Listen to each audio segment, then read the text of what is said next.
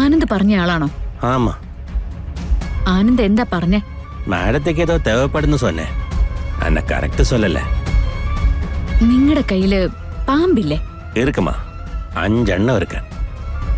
അതിലെ ഏറ്റവും വിഷം കൂടിയതേതാ? എങ്കിട്ട് മൂർക്കനിരിക്കെ വെള്ളിക്കെട്ടിരിക്കെ എല്ലാമേ വിഷപ്പാമ്പതാ. എന്നമ്മാ ഉങ്ങൾക്ക് ഫോട്ടോ പിടിക്കണമാ? ഫോട്ടോ പിടിക്കാനൊന്നുമല്ല, എനിക്ക് ഒരാളെ കൊല്ലണം. എന്നാ? ഒരാളെ കൊല്ലണം. അത് മുടിയാതമാ. எனக்கு அந்த மாதிரி பிசினஸ் ஒன்றும் கிடையாது. சும்மா தெருவு போய் பாம்பே காட்டியா சில்லறை கிடைக்கும், அது ஓகே. ஆனா ഒരാളെ കൊല പண்றது അത് മുടിയാതമ്മാ. തനിക്ക് ഞാൻ തരാൻ പോകുന്ന കൂലി എത്രയാണെന്നറിയോ? 3 ലക്ഷം രൂപയാ. എവ്വളോ? 3 lakhs. ഞാൻ പറയുന്ന ഒരാള് തന്റെ പാമ്പ് കടിച്ച് ചത്താൽ ആ നിമിഷം തനിക്ക് തന്റെ പണം കിട്ടിയിരിക്കും. എന്നാലും വേണമെങ്കിൽ മതി, അല്ലെങ്കിൽ ഞാൻ അടുത്ത ആളെ നോക്കും. അമ്മ നില്ലുങ്കോ.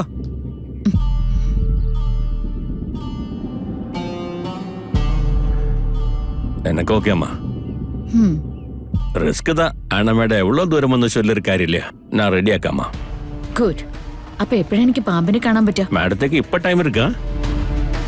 കൂടെ വാമാ. നടക്ക.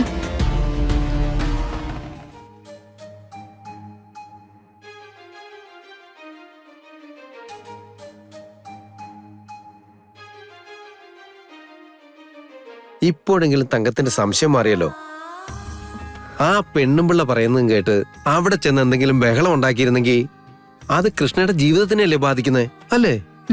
എന്റെ സുനന്ദേ, തങ്കത്തിനെ കണ്ടപ്പോ ആ കുടുംബക്കാരുടെ പെരുമാറ്റം ഒന്ന് കാണണമായിരുന്നു. ഹോ, എന്തൊരു സ്നേഹമായിരുന്നു. അതിപ്പോ ആ വീട്ടിലെ ഏറ്റവും മുതിർന്ന ആള് മുതൽ താഴെയുള്ള ആള് വരെ ഒരു വ്യത്യാസവും ഇല്ലായിരുന്നു, അല്ലേ തങ്കം? ഗോപാലൻ പറഞ്ഞത് ശരിയാ. നല്ല കുടുംബക്കാരെ.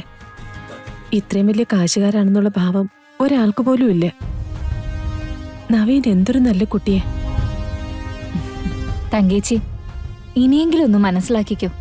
തങ്കേച്ചിയുടെ മോളെ കൊള്ളാവുന്നൊരു വീട്ടിലേക്ക് കല്യാണം കഴിച്ചെന്ന് പറയുമ്പോ അത് മനസ്സിൽ പിടിക്കാത്ത കുറെ പേരുണ്ടാവും.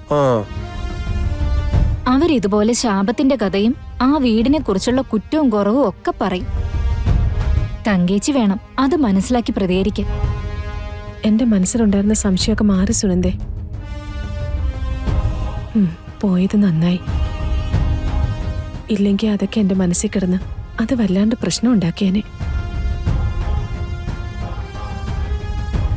ഞാൻ എന്റെ ജീവിതത്തിൽ പുണ്യമൊന്നും ചെയ്തിട്ടില്ല. അതുകൊണ്ടാ എന്റെ ജീവിതം ഇങ്ങനെയായി പോയത്. പക്ഷേ കൃഷ്ണ കുഞ്ഞുനാള് മുതലേ മറ്റുള്ളവർക്ക് വേണ്ടി വിട്ടുവീഴ്ചയില്ലാതെ കഷ്ടപ്പെടുന്ന അവളുടെ മനസ്സ്, അത് ദൈവം കണക്കിലെടുത്തു എന്ന് പറഞ്ഞാൽ മതി. അതുകൊണ്ടല്ലേ അവക്ക് ഇത്രയും നല്ലൊരു ജീവിതം കിട്ടിയത്. കാര്യം കൃഷ്ണയ്ക്ക് ഇങ്ങനൊരു നല്ല കുടുംബത്തിൽ നിന്ന് ബന്ധം കിട്ടിയത് ഭാഗ്യമാണെന്ന് നമ്മൾ പറയും.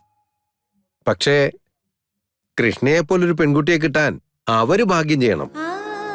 അങ്ങനെ പറയുന്നതാ സത്യം. അത് ശരിയാ. ഒരു 10 ജന്മം തപസ് ചെയ്താൽ പോലും കൃഷ്ണയെ പോലൊരു കുട്ടിയെ മരുമകളായി കിട്ടില്ല.